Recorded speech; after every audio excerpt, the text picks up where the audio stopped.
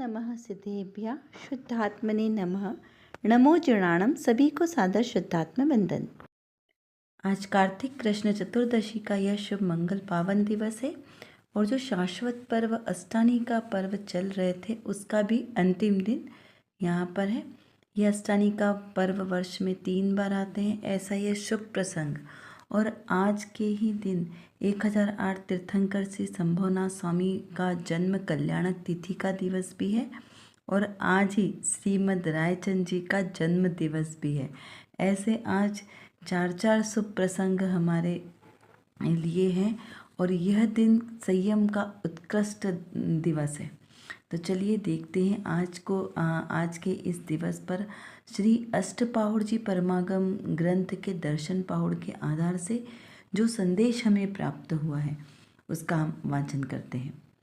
सम्यक दृष्टि को चरित्र मोह के उदय से भय होता है, उसका उपाय करता है, पीड़ा सहन न होने पर इलाज भी करता है, तथापि उसे निर्भय ही कहते हैं क्योंकि उसे कर्म के उदय का स्वामित्व नहीं है और पर द्रव्य के कारण अपने द्रव्य स्वभाव का नाश नहीं मानता। देखिए यहाँ पर क्या बताया है, यहाँ पर बताया है कि जो ज्ञानी जीव है यानी सम्यक दृष्टि जीव है वो किस प्रकार से भय रहित होता है और किस प्रकार से अपने आत्मा के अस्तित्व गुण को वो समझता है, अपने स्वभाव को वो जानता है द्रव्य स्वभाव से और पर्याय से पर्याय स्वभाव को भी जानता है। क्योंकि जो जीव द्रव्य स्वभाव से अपने आत्मा को जाने वो पर्याय से भी आत्मा को जानेगा। ऐसा नहीं होता है कि द्रव्य स्वभाव से जानेगा तो पर्याय को नहीं जानेगा, लेकिन जो जीव पर्याय दृष्टि वाला होगा वो पर्याय को ही देखेगा, वो द्रव्य स्वभाव को देख नहीं पाएगा। तो इसलिए यहाँ कहा कि हमेशा दृष्टि द्रव्य दृष्टि रखना, तो पर्याय दृष्टि सहज ही समझ में आ जाएगी। तो यहाँ पर यह बताना चाहते हैं कि सम्यक दृष्टि को चारित्र मोहनी के उदय से भय होता है। क्या कहने में आता है ना, वैसे तो सम्यक दृष्टि सप्त भयों से रहित होते हैं, तो कैसे वो तीव्र भय हो उससे वो रहित होते हैं। अनंतानुबंधी कषाय चौकड़ी चली गई ना, तो अनंतानुबंधी कषाय चौकड़ी कैसी है, तीव्र कषाय के उदय वाली है। तो यहाँ पर कहा कि जो 4 प्रकार की कषाय चौकड़ी है, अनंतानुबंधी, अप्रत्याख्यान, प्रत्याख्यान और संजुलन, तो ये कषाय चौकड़ी में अनंतानुबंधी सर्वघाती प्रकृति है। तो ये जीव के स्वभाव का ही घात करती है, जीव को ज्ञान नहीं होने देती, यानी सम्यक दर्शन नहीं होने देती, सम्यक श्रद्धा होने नहीं देती। ऐसी ये ढीठ प्रकार की प्रकृति है। तो जैसे ही इसका नाश होता है तो वैसे ही ज्ञान का प्रकाश होता है और जीव ज्ञानी कहलाता है, यानी सम्यक दृष्टि कहलाता है। तो उस समय जो ये दर्शन मोहनी प्रकृतियाँ हैं, दर्शन मोहनी और चारित्र मोहनी 2 प्रकार की मोहनी कर्म की प्रकृति है। तो उसमें जो दर्शन मोहनी है वो मिथ्यात्व के उदय के कारण है। तो जैसे ही मिथ्यात्व का उदय हट जाता है, उसका अभाव हो जाता है, तो यह श्रद्धा गुण के कारण, तो उस समय क्या होता है, दर्शन मोहनी का क्षय हुआ, यानी दर्शन मोहनी की प्रकृतियाँ वहाँ से गई, लेकिन चारित्र मोहनी की अभी बाकी है। चारित्र मोहनी की कितनी है, 25 प्रकृतियाँ हैं। तो इसका उदय तो 10वें गुणस्थान तक चलता रहता है, बस उसकी कम ज़्यादा कैटेगरी है, क्योंकि प्रत्याख्यान वर्णी उससे ज़्यादा संजुलन कम है। तो इस प्रकार से जो तीनों हैं अलग अलग विशुद्धि के अनुसार बढ़ती जाती है। तो यहाँ पर कहा कि वो जो चारित्र मोहनी कर्म की प्रकृति है उसके कारण यहाँ पे भय उत्पन्न होता है, क्योंकि चारित्र मोहनी कर्म प्रकृति जीव के आचरण संबंधी है। क्योंकि चारित्र शब्द से ही क्लियर होता है ना, चारित्र, और दर्शन शब्द श्रद्धा का विषय है। तो इस प्रकार यहाँ पर समझना कि अभी तो एक ही कषाय चौकड़ी गई है, तो सहज ही है कि अभी चारित्र में कमजोरी होगी ही होगी। तो वह जीव क्या करता है, उस चारित्र मोहनी को भी दूर करने का उपाय करता है, पीड़ा सहन न होने पर इलाज भी करता है। क्योंकि देखो जो लोग ज़्यादा नहीं समझते वो क्या कहते हैं कि अच्छा तुम बड़े सम्यक दृष्टि हो तो फिर तुम हॉस्पिटल क्यों जाते हो, तो तुम भोजन क्यों करते हो। तो यहाँ पर यह समझना आवश्यक है कि अभी सम्यक दृष्टि जीव को दर्शन मोहनी प्रकृति का नाश हुआ है, चारित्र मोहनी का नहीं हुआ। तो वो अपनी भूमिका के अनुसार उसे भोजन भी करना रहेगा, उसे व्यापार धंधे करने की थोड़ी सी आकुलता भी रहेगी, रोग आने पर वो उसका इलाज भी करेगा, समय आने पर वो किसी को डांटेगा भी, समझाएगा भी, ये सारे कार्य वो कर सकता है। तो बाहर में वो करता हुआ तो दिखाई देता है, लेकिन अंतर में उसको धारावाहिक यह ज्ञान है कि यह मेरा कार्य नहीं है। वो बोलने में भले ही गुस्सा करेगा, आपको गुस्सा करता दिखाई देगा, लेकिन अंतर से वो ये जानता है कि गुस्सा करना मेरा कार्य नहीं है। तो जिसको सजगता है ना, वो सम्यक दृष्टि, उसे ज्ञानी जीव कहा, जो सजग है। लेकिन जो सजग ही नहीं है उसको क्या बोलेंगे? तो यहाँ पर कहा कि इस प्रकार से सम्यक दृष्टि जीव सजग होता है अपने आत्म परिणामों के लिए। उस अपेक्षा से उसे निर्भय भी कहा है, क्योंकि उसे कर्म के उदय का स्वामित्व नहीं। जो कर्म का उदय आया उसे वह अपना नहीं मानता, वह परद्रव्य के कारण स्वयं को दुखी नहीं मानता। तो स्वद्रव्य और परद्रव्य के बीच में उसे भेद ज्ञान सतत वर्तता है, इसीलिए उसे ज्ञानी जीव कहते हैं। अब देखिए, श्रोता ने प्रश्न किया है कि आत्मा अनुभव में आगम का अभ्यास होता है क्या? क्या आवश्यक है आगम का अभ्यास होना? तो उसका समाधान कहते हुए कहा कि आगम का अभ्यास बीच में भले ही हो, परंतु उसमें इतना ही जानना और इतना ही अभ्यास होना चाहिए, अथवा आगम का विशेष अभ्यास हो तब समझ में आए, ऐसा नहीं है। क्यों? क्योंकि आगम का अभ्यास होने से स्वपर का ज्ञान हो गया, बस आपको इतना ही जानना है। तिल तुष मात्र भिन्नम, इतना ज्ञान हो जाए तो भी बहुत है। बहुत जानने से लाभ नहीं है, लेकिन विशेष बुद्धि है तो बहुत जानने का प्रयास करना चाहिए। कि आगम में क्या कहा है कि इस प्रकार आगम में गुरु का आशय समझे, तभी भी अनुभव हो सकता है। क्योंकि गुरु क्या कहना चाहते हैं आपको ये बात समझ में आनी चाहिए। निश्चय और व्यवहार, कि कहाँ पे निश्चय का कथन है, कहाँ पर व्यवहार का कथन है, कहाँ पर हे गे उपादेय लगाना है, कहाँ पे द्रव्य दृष्टि है, कहाँ पर्याय दृष्टि से जानना है। बस आपको इतना ज्ञान होना चाहिए तो आप आत्मानुभव करने में समर्थ हो जाएंगे। आशय समझने से द्रव्य गुण पर्याय स्वपर भेद विज्ञान का स्वरूप आदि व समस्त ज्ञान का समावेश हो सकता है। क्या कहा कि सिर्फ द्रव्य गुण पर्याय का आपको ज्ञान हो जाए, स्वपर का भेद विज्ञान हो जाए, तो उसमें सभी सभी सभी तथ्यों का समावेश हो जाता है। यानी जो आगम के मूल सिद्धांत है, बस वो आपको मालूम होनी चाहिए कि मूल सिद्धांत क्या है। उसमें संक्षेप से या विस्तार से समस्त ज्ञान आ जा सकता है। अब देखिए, जो अल्प बुद्धि हो, जिसे बहुत ज़्यादा नहीं समझ में आता है, उसको आचार्य देव क्या कहते हैं, उसको शॉर्ट शब्दों में समझाते हैं कि मैं जीव हूँ और ये शरीर मुझसे भिन्न है, मैं इस शरीर का कर्ता नहीं हूँ। दोनों कैसे? दोनों की अपनी अपनी भिन्न पर्याय हैं। संसार में जितनी भी वस्तु दिखाई दे रही हैं वो सब पुद्गल है, सब अजीब है। वो मैं नहीं हूँ, वो मेरे कारण से नहीं है। मैं जीव द्रव्य हूँ जो किसी को दिखाई नहीं देता, और मैं मात्र जानने देखने वाला हूँ, पर पदार्थों का कर्ता करने वाला मैं नहीं हूँ। बस इस प्रकार से भेद ज्ञान की धारा को सतत चलाते रहना है, बस इतना ही ज्ञान करना है। शिवभूति मुनिराज ने इतना ही जाना ना, उनको तो कुछ ज़्यादा याद नहीं रहता था, लेकिन उन्होंने क्या समझा, गुरु के कथनों का आशय क्या समझा कि आत्मा और शरीर दोनों अलग अलग है, जीव जुदा पुद्गल जुदा, तो दोनों में भिन्न भिन्न जाना। तिल तुष मात्र भिन्नम, कि कैसे छिलका अलग दाल अलग, बस इतना ही उन्होंने श्रद्धान किया। और उस श्रद्धान किसका किया? अपने स्वरूप का, कि मेरा स्वरूप इन सब पर पदार्थों से भिन्न है। तो उस अपने भिन्न निराले तत्व को जब हमने जाना, उसको हमने अनुभव में लिया, उसका श्रद्धान किया ना, वहाँ से हमारा भाव सार्थक होना प्रारंभ हो गया।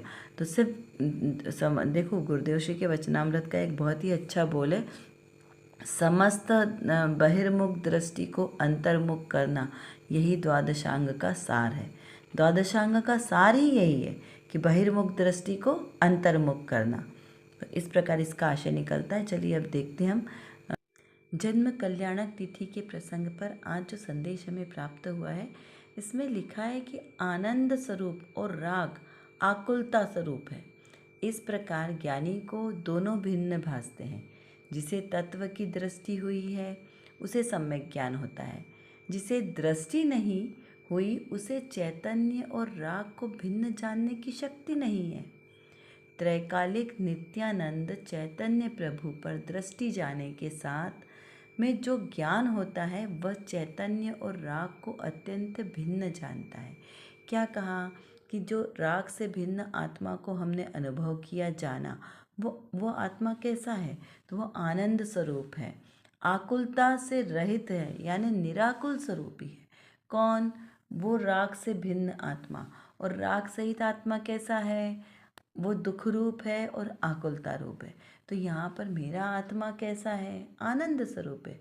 अब यहाँ पे दृष्टि लगाओ।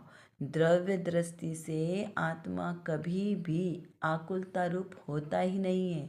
आत्मा कभी अशांत होता नहीं है। आत्मा कभी दुख रूप नहीं होता। क्यों? क्योंकि आत्मा यानी जीव, और जीव का तो स्वभाव ही आनंदमय, सुख रूप, आकुलता से रहित, ये उसका द्रव्य स्वभाव है।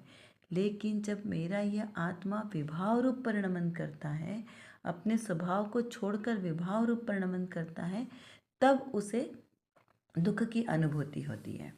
तो ऐसा ही जो मेरा यह आत्मा द्रव्य स्वभाव से त्रैकालिक आनंद स्वरूप है। त्रैकालिक यानी भूत भविष्य वर्तमान तीनों कालों में वो एक जैसा अपरिणामी रहने वाला है, उसमें किसी प्रकार का कोई चेंज नहीं होता। तो ऐसा मेरा आनंद स्वरूप और राग से रहित मेरा जो आत्मा है, वह इस प्रकार से ज्ञानी जीव दोनों को भिन्न भिन्न जानता है। उन्हें भिन्न भिन्न पता चलता है। जैसे हाथ पे रखा आंवला, ऐसे वो जीव की परिणति धारावाहिक अंतर में भिन्न भेद ज्ञान लिए वर्तती है। जिसे तत्व की दृष्टि हुई है, जो जीव तत्व का जिज्ञासु है, तत्व का पिपासु है, जिसे संसार शरीर भोगों से विरक्ति हुई है, जिसे अपने आत्मा का स्वाद आया है कि मेरा आत्मा कैसा है, उसकी दृष्टि कैसी है? तत्वपरक दृष्टि। उसे प्रत्येक समय में भेद ज्ञान ही दिखता है, क्योंकि उसको बाहर की वस्तुएं दिखाई नहीं देती। उसे हर चीज़ में देखो, जैसे कोई बच्चा, उसकी माँ घूम गई हो तो वो क्या करता है? प्रत्येक समय अपनी माँ को ही याद करता है। उसको कुछ और नहीं दिखाई दे। उसे उसे उसका जो प्रिय खिलौना हो, प्रिय भोजन भी उसे दिया जाए ना, तो भी उसे हर जगह क्या दिखता है? अपनी माँ ही दिखाई देती है।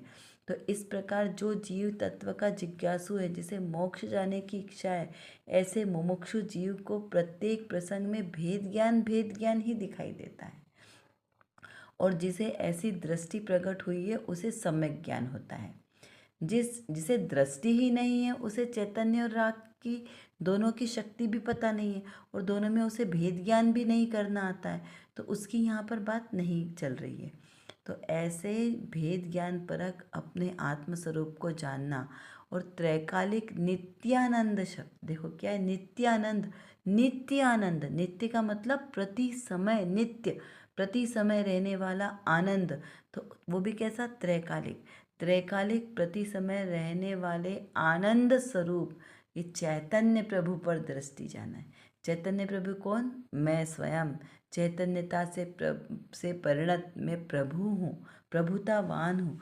ऐसा विचार करने से, ऐसा श्रद्धान करने से जब उस ओर दृष्टि जाती है, तो वो जो ज्ञान होता है श्रद्धा के साथ, सम्यक श्रद्धा के साथ जो ज्ञान होता है, वही सम्यक ज्ञान नाम पाता है। क्या कहा? सम्यक श्रद्धा यानी सम्यक दर्शन के साथ जो ज्ञान हुआ, वो ज्ञान सम्यक ज्ञान कहलाता है। और वह चैतन्य और राग दोनों को कैसा जानता है? अत्यंत भिन्न जानता है। किसको भिन्न जानता है? चैतन्य और राग।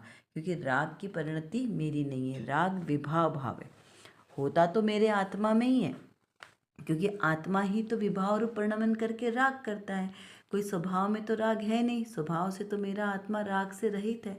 तो जब मेरा आत्मा विभाव रूप परिणमन करता है, तब ये राग की परिणति होती है। और जब मेरा ही आत्मा अपने स्वरूप रूप रहता है, राग रूप परिणमित नहीं होता है, तब वहाँ पर वीतरागता होती है। वहाँ पर वह अपने स्वभाव में रहता है। इस प्रकार इसको समझना है। देखिए, यहाँ पर श्रोता ने प्रश्न किया है कि यदि राग से परद्रव्य में कोई फेरफार नहीं कर सकते, तो ज्ञानी जीव परद्रव्य में फेरफार करने का राग क्यों करता है?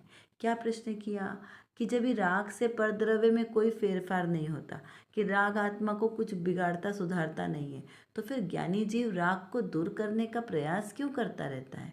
क्योंकि राग से कुछ नुकसान तो होना नहीं है, तो होने दो, राग हो रहा है तो।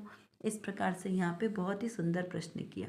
उसका समाधान करते हुए यहाँ कहते हैं कि राग से तो परद्रव्य में परिवर्तन या फेरफार हो सकता ही नहीं है, क्योंकि त्रैकालिक नियम है कि एक द्रव्य दूसरे द्रव्य का कुछ भी करता नहीं है, तो उसमें कोई फेरफार नहीं हो सकता है।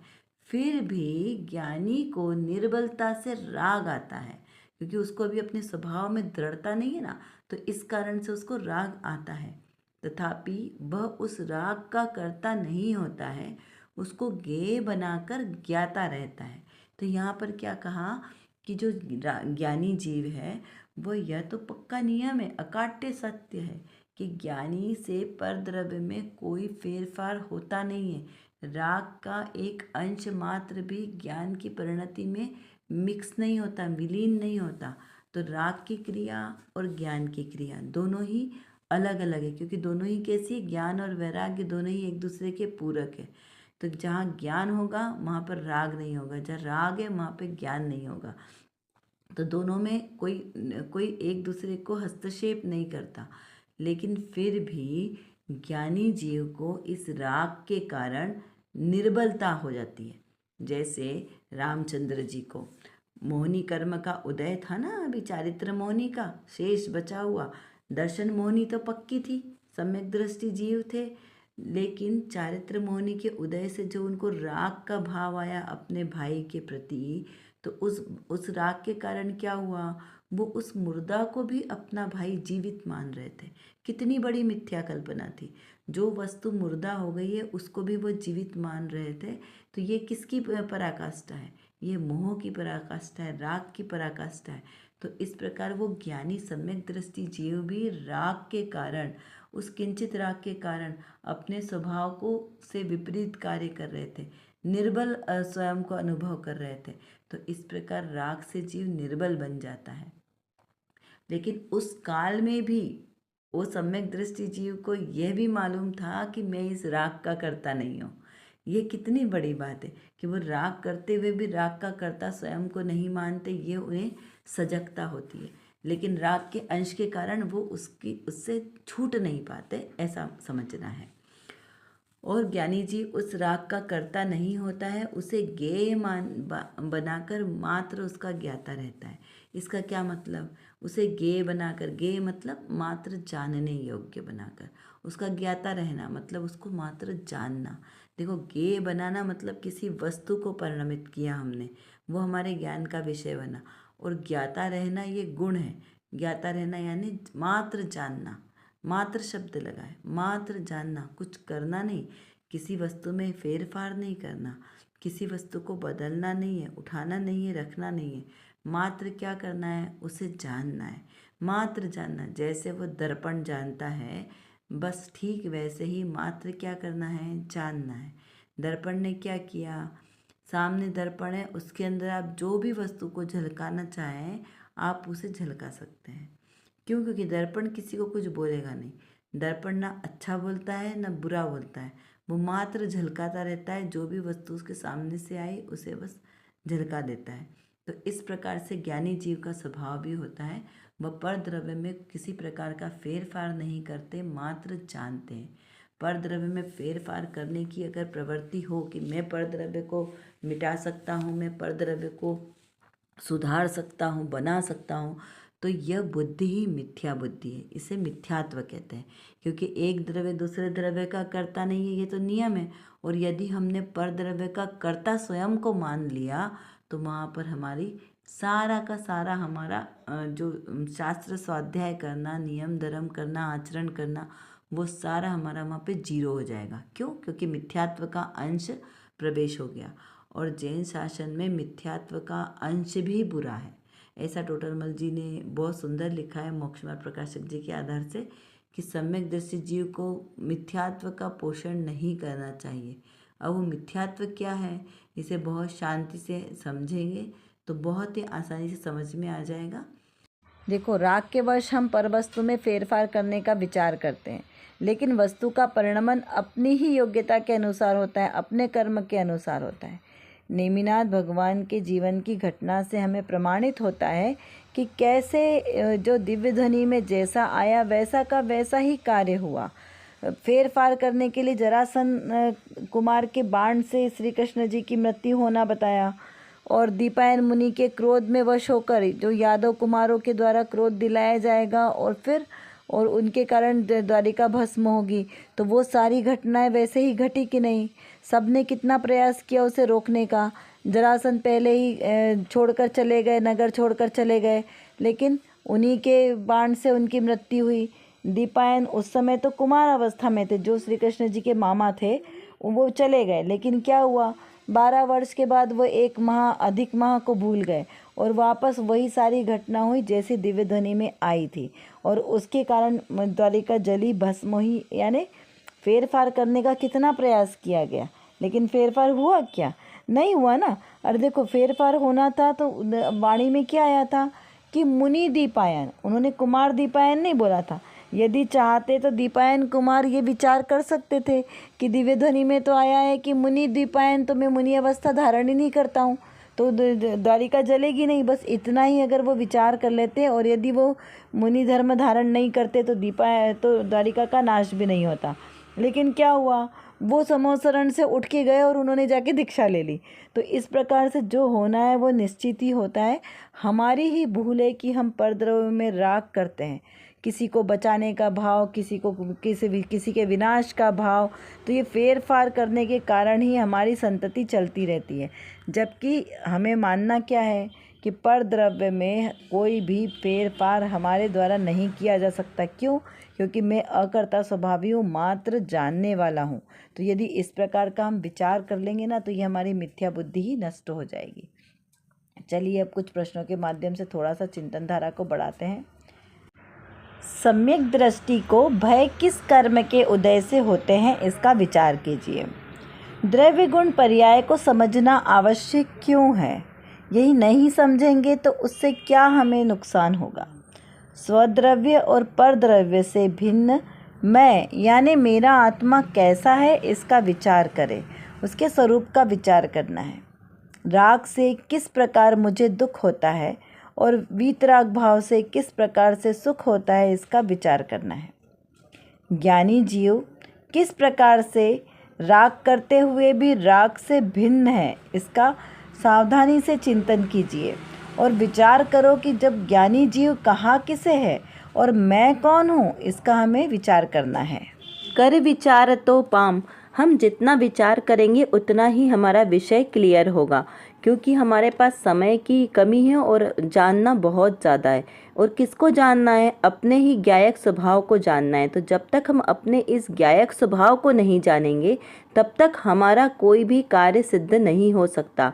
तो एकमात्र जो मेरे अंदर मतलब मेरे आत्म स्वभाव में जो ज्ञान नाम का विशेष गुण है, इस गुण को एकमात्र अपने ज्ञायक स्वभाव को जानने में लगाएं तो निर्विकल्प दशा की प्राप्ति होगी, और इस निर्विकल्प दशा के ही आश्रय से हमें शाश्वत सुख की प्राप्ति होगी। तो वो शाश्वत सुख हमें प्राप्त हो, इसीलिए पुरुषार्थ करना आवश्यक है। उसके लिए व्यवहार से तो सच्चे वीतरागी देवशास्त्र गुरु का आश्रय लेना योग्य है, और निश्चय नय से मेरी निज शुद्धात्मा का आश्रय लेना ही सर्वश्रेष्ठ उपाय है। अभी के लिए बस इतना ही। विशेष चर्चा हम आगे की कक्षाओं में करेंगे। तब तक हम अपने आत्मस्वरूप को जानें, पहचानें और उसी में लीन रहें। इसी विशेष मंगल भावना के साथ आप सभी को सादर जय जिनेंद्र।